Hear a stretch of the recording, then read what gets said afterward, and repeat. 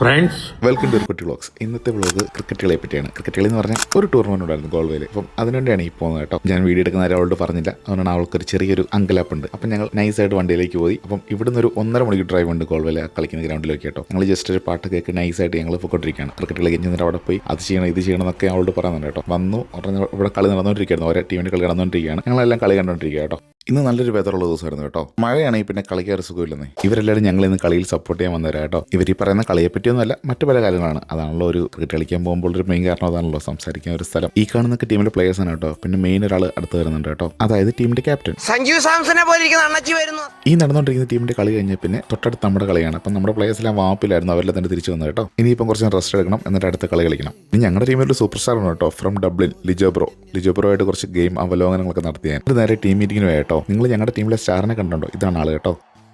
ചേട്ടൻ സൂപ്പറാ.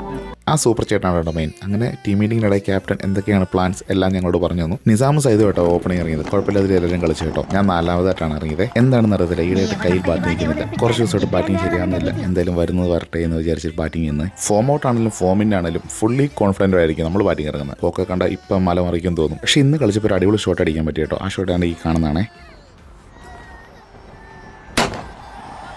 എങ്ങനെയുണ്ട്, നിങ്ങൾക്ക് ഇഷ്ടപ്പെട്ടോ? എനിക്ക് നന്നായിട്ട് ഇഷ്ടപ്പെട്ടു കേട്ടോ. ആകെ ഇന്നത്തെ കളിക്കാൻ പോയാലുള്ള ആകെ ഒരു ഗുണം ഈ ഒരു ഷോട്ടും ഈ ഒരു എറിയുന്ന ബോളിലുള്ള ഒരു വിക്കറ്റ് മാത്രമായിരുന്നു. ടീം കുഴപ്പമില്ലാതെ കളിച്ചെങ്കിലും ഹാർഡ് ലക്ക്. ഇന്ന് ഞങ്ങളുടെ ദിവസമല്ലായിരുന്നു. ആ കളി തോറ്റു കഴിഞ്ഞപ്പോൾ നമ്മൾ ഗ്രൗണ്ടിൽ നിൽക്കുന്നില്ലല്ലോ. നമ്മൾ ഗ്രൗണ്ടിനെയോ പിച്ചിനെയോ അമ്പയറിനെയോ കുറ്റം പറഞ്ഞിട്ട് നൈസായിട്ട് അവിടെ സ്കൂട്ടായി. പിന്നെ എന്തൊക്കെ പറഞ്ഞാലും എൻഡ് ഓഫ് ദി ഡേ നന്നായിട്ട് കളിച്ച ടീം ഏതാണോ അവർ ജയിക്കും, അത്രേ ഉള്ളൂ. കളിച്ച് തോറ്റതിൻ്റെ വിഷമം മാറ്റാൻ ഞങ്ങൾ നേരെ പോയത് ഗോൾവേയിലുള്ള ഗ്രീൻ ചില്ലി റെസ്റ്റോറൻറ്റിലേക്കാണ്. റെസ്റ്റോറൻറ്റ് കയറുന്നപ്പോൾ ഞാൻ സുഖുവിനോട് കളിയുടെ അവലോകനമായിരുന്നു കേട്ടോ. ഒരു കാര്യമില്ല നമ്മളിങ്ങനെ പറഞ്ഞുകൊണ്ടേയിരിക്കും. റെസ്റ്റോറൻറ്റ് കയറി മെനു ഒക്കെ എടുത്ത് നോക്കിയത് വെറുതെയാണ്. നമ്മൾ ഓൾറെഡി മേടിക്കാൻ ഉദ്ദേശിച്ച് നമുക്കറിയാം, എന്നാലും എടുത്ത് നോക്കും. അതാണല്ലോ അതിൻ്റെ ഒരു രീതി. ഞങ്ങൾ ഇഫ ചിക്കനും കിഴിപ്പൊറോട്ടയും കൂടെ ഒരു ലസ്സിയും ടീയും ആണ് ഓർഡർ ചെയ്തത് കേട്ടോ. 2 ഐറ്റംസും 1-2 ഞങ്ങൾ കഴിച്ചു. ക്വാളിറ്റി വൈസ് ഓക്കെയാണ്, പക്ഷെ ക്വാണ്ടിറ്റി കുറച്ച് കുറഞ്ഞൊരു ഡൗട്ട് കേട്ടോ. എന്തായാലും സംഭവം അടിപൊളിയായിരുന്നു കേട്ടോ. പ്രൈസ് വൈസ് നോക്കിയാലും അത്യാവശ്യം കുഴപ്പമില്ല കേട്ടോ. ഫുഡ് ഒക്കെ കഴിഞ്ഞാൽ വീണ്ടും ക്രിക്കറ്റ് അവലോകനം കുറച്ചുകൂടെ ചെയ്യാനായിട്ട് തിരിച്ച് ഞങ്ങൾ വീട്ടിലോട്ട് പോകണം കേട്ടോ. അപ്പോൾ താങ്ക്സ് ഫോർ വാച്ചിങ്.